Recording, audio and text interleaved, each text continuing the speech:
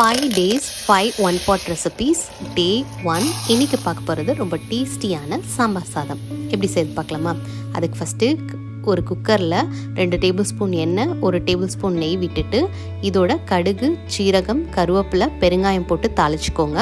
இதோட ஒரு பெரிய வெங்காயத்தை நல்லா நீளமாக கட் பண்ணி சேர்த்துக்கோங்க.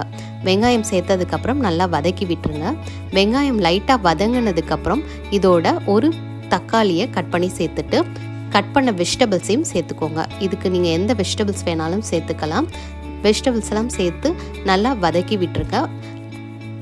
வெஜிடபிள்ஸ்லாம் வதங்கினதுக்கப்புறம் இதோட 1/2 டீஸ்பூன் அளவுக்கு மஞ்சள்தூள், 1/2 டேபிள் ஸ்பூன் மிளகாத்தூள், 1/2 டேபிள் ஸ்பூன் மல்லித்தூள் சேர்த்துட்டு இதோட வீட்டிலேயே அரைச்ச சாம்பார் பொடி 1/2 டேபிள் ஸ்பூன் நான் சேர்த்துருக்கேன்.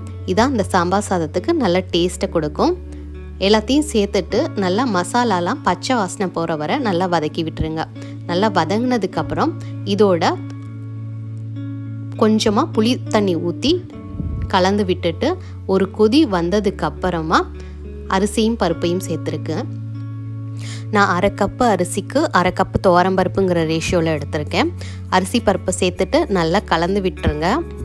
நல்லா கலந்ததுக்கப்புறம் 1 கப்பு அரிசி பருப்புக்கு 4 கப்பு தண்ணி சேர்த்துக்கோங்க.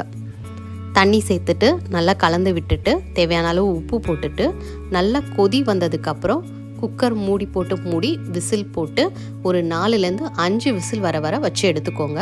அப்போ தான் சாதம் நல்லா குலைவாக வெந்து வந்திருக்கும்.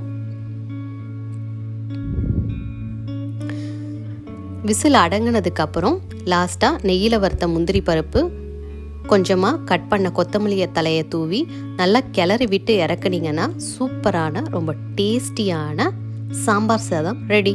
கண்டிப்பாக அந்த ரெசிபியை நீங்களும் ட்ரை பண்ணி பாருங்கள். தேங்க்யூ ஃபார் வாட்சிங்.